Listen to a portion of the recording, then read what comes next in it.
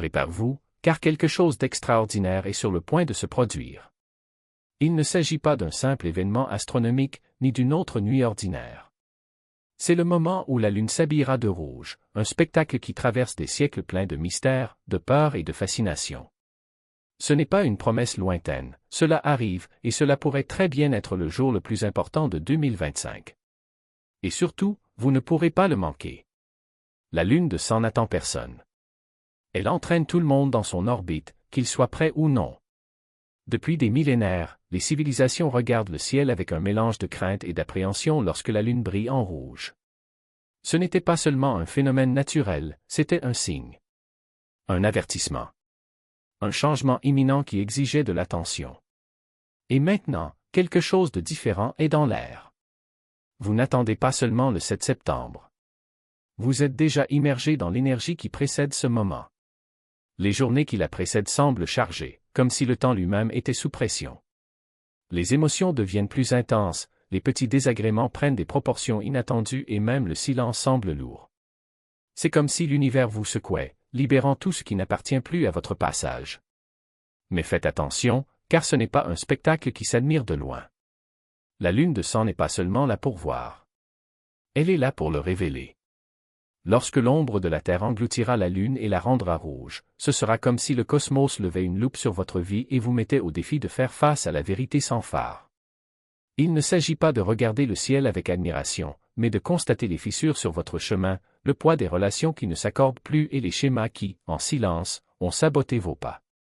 Et une fois que la Lune de sang aura révélé ces vérités, il n'y aura plus de retour en arrière. Il n'y a aucun moyen de prétendre que vous ne l'avez pas vue.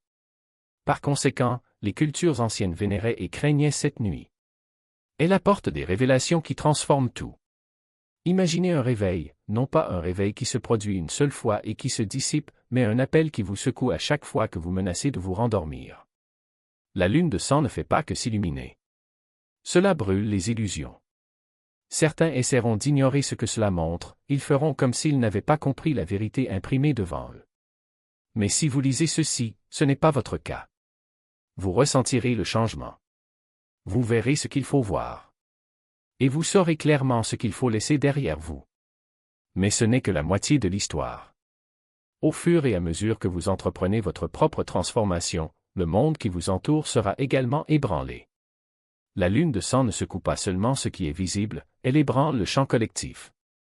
Et quand cela arrive, l'air devient chargé, lourd, comme si une tension invisible planait sur tout. Vous le remarquerez partout, des gens s'énervent pour des raisons insignifiantes, des humeurs oscillant comme un pendule, des étrangers réagissant de manière agressive, des conversations se transformant en confrontation. Ce n'est pas personnel. C'est de l'énergie pure. Lorsque cette force cosmique envahit la planète, c'est comme si une pression interne grandissait au sein de chaque personne. La Lune de sang ne met pas seulement les individus à l'épreuve, elle met la société à l'épreuve. Les petits désagréments deviennent explosifs, les frustrations refoulées font surface et vous verrez des gens agir d'une manière qui ne leur ressemble même pas. Ce n'est pas une coïncidence. Tout au long de l'histoire, les lunes de sang ont été associées à des troubles, au chaos et à des perturbations. Ce n'était pas de la superstition, c'était de l'observation. Les gens ont ressenti le changement, même sans savoir comment l'expliquer. Et maintenant, vous verrez cela se reproduire. L'important est de comprendre que le chaos qui vous entoure n'est pas dû au hasard. L'éclipse remue le chaudron, remue le champ collectif et expulse tout ce qui ne survivra pas à ce qui nous attend. Alors ne le prenez pas personnellement. Quand quelqu'un explose, ce n'est pas à cause de vous. C'est la pression que cette personne ne peut pas contenir. Et la grande question est, si le collectif est déjà si instable maintenant, que se passera-t-il lorsque l'ombre recouvrira complètement la Lune? C'est à ce moment-là que les choses deviennent vraiment imprévisibles. Pour la plupart, la Lune de sang n'est qu'un spectacle, quelque chose à photographier et à admirer. Mais pour ceux qui ressentent les énergies, pour les âmes sensibles qui remarquent les changements de fréquence de la Terre, ce n'est pas qu'un spectacle. C'est écrasant. C'est comme être devant un amplificateur à plein volume, tirant directement sur votre système nerveux. Lorsque la Lune devient rouge, le bruit collectif autour d'elle s'intensifie également. L'humeur des gens, leurs tensions, leurs éclats, la tension inavouée qui règne dans l'air. Si vous êtes sensible à ces vibrations, vous sentirez tout cela vous presser avant même de réaliser ce qui se passe. C'est pourquoi les plus éveillés ne se précipitent pas pour faire la fête en grand groupe lors d'une éclipse. Ils ressentent un profond appel à faire le contraire, se retirer, s'éloigner du bruit des fréquences des autres. Il ne s'agit pas d'éviter les gens. Il s'agit de protéger votre champ énergétique afin que la lune de sang puisse agir directement sur vous, sans interférence. Le silence n'est pas vide. Le silence est le lieu où arrivent les signaux les plus forts. La lune de sang vous recalibre, mais seulement si vous lui laissez l'espace nécessaire pour le faire. Donc, si vous avez soudainement l'impression que vous ne voulez plus parler, que vous ne voulez pas faire défiler les flux, que vous ne voulez être avec personne, ce n'est pas un comportement antisocial. C'est l'alignement. C'est l'éclipse qui vous appelle à la solitude, pour que vous puissiez entendre ce que les autres ne peuvent pas entendre. Et quand on s'éloigne de la foule, autre chose devient possible. Quelque chose que la lune de sang cache dans son ombre, attendant ceux qui osent le revendiquer. Parce qu'elle n'est pas seulement dramatique à regarder. C'est une fenêtre énergétique rare, où les règles de manifestation se plient d'une manière qui ne se produit pas sous un ciel ordinaire. Lorsque l'ombre engloutit la lune, l'équilibre habituel entre la lumière et l'obscurité est perturbé. Le rythme normal de réflexion et de libération est perturbé, et dans cette perturbation réside un immense pouvoir. C'est le moment où l'intention ne fait pas que résonner à travers l'univers, elle frappe comme un marteau sur du fer rouge, façonnant l'avenir en temps réel. Mais il y a une dure vérité, cette énergie n'est pas douce, elle n'est pas complaisante et elle n'est pas destinée aux indécis. Souhaitez à voix basse, espérez que quelque chose se passe, demandez timidement, aucun de ceux-ci ne survit au poids de cette éclipse. La lune de sang est forgée dans l'ombre et le feu, et elle exige la même chose de votre part. Audace. Certitude. Conviction. Tout ce qui ne va pas sera avalé par la lueur rouge et laissé pour compte. C'est pourquoi les manifestations nées sous une lune de sang ont un poids différent. Ils ne flottent pas dans l'univers comme les murmures du vent. Ils s'enracinent profondément dans l'invisible, s'enfonçant dans le sol du réel. Il ne s'agit pas de passer une commande, mais de signer un contrat. Les mots que vous prononcez, les visions que vous revendiquez, sont scellés par l'éclipse elle-même, pressés par le poids de l'ombre. Et une fois scellés, ils deviennent difficiles à défaire. Alors choisissez avec soin. Éclipse, car chaque mot prononcé sous sa lueur porte le poids d'un serment. Ce n'est pas seulement ce que vous dites, c'est ce que l'univers entend. Et l'univers, sous la lune de sang, ne pardonne pas les demi-vérités. Il exige de la clarté, comme une lame tranchante qui traverse le brouillard des excuses. Vous pouvez le sentir dans votre gorge, une boule qui n'est pas de la peur mais la pression de ce qui doit être dit avant que l'ombre ne se ferme. N'attendez pas que le courage arrive demain. Elle n'arrivera pas. Il est là, maintenant, palpitant dans vos veines comme un second cœur, exigeant que vous l'utilisiez avant la fin de l'éclipse. Et ce ne sont pas seulement les mots. Ce sont les gestes. Moonblood ne se contente pas d'intention. Il veut du mouvement. Cette porte à laquelle vous tardez à frapper, il faut la fermer ou la franchir, mais elle ne peut plus rester entr'ouverte. Cette décision que vous réclamez, plus tard, c'est maintenant. Parce que l'éclipse n'attend pas. Il ne négocie pas les délais. Il déchire les choses, comme un vent qui renverse tout ce qui n'est pas solidement fixé. Et si vous n'agissez pas, il agira pour vous, mais pas avec la délicatesse de quelqu'un qui demande la permission. Avec l'urgence de ceux qui n'ont pas de temps à perdre. Vous avez déjà ressenti cela, n'est-ce pas? Ce sentiment que quelque chose est sur le point de changer, comme si l'air était chargé d'électricité. C'est l'éclipse qui vous teste. Il demande, allez-vous rester les bras croisés pendant que le monde se réorganise autour de vous? Parce que le monde va se réorganiser. Les gens autour de vous le ressentent déjà. Certains conserveront ce qu'ils savent, même si cela est en train de pourrir. D'autres lâcheront prise, comme des feuilles au vent, et se laisseront emporter par le courant là où ils doivent aller. Et toi? Seras-tu pierre ou rivière? La lune de sang n'est pas un spectacle à admirer. C'est un appel auquel il faut répondre. Et la réponse ne vient pas en pensée, elle vient en action. Si vous passez cette nuit à simplement regarder, sans choisir, sans couper, sans brûler, l'éclipse laissera une marque, mais pas celle que vous souhaitiez. Cela laissera un vide à ceux qui en ont eu l'occasion et ne l'ont pas saisi. Car c'est l'ironie de la lune rouge, elle donne du pouvoir, mais seulement à ceux qui osent l'utiliser.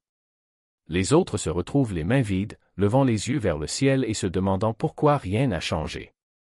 Alors n'attendez pas le moment idéal. Cela n'existe pas. Le moment est venu, alors que l'ombre bouge encore, tandis que la lune saigne encore.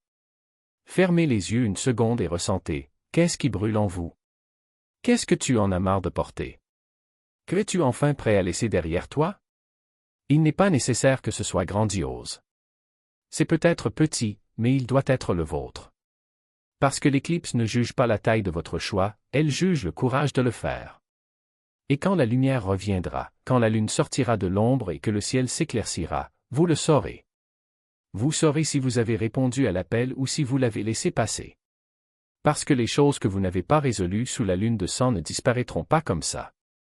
Ils reviendront plus lourds, plus insistants, comme des fantômes qui refusent d'être ignorés. Mais ceux que vous avez affrontés? Ceux-ci se dissoudront, comme la brume au soleil, ne laissant qu'un espace libre pour la suite. Alors respirez profondément. Regardez autour de vous. Et choisissez. Car la lune de sang n'est pas là pour embellir la nuit. Il est là pour vous transformer. Et la seule question qui reste est, le laisserez-vous faire?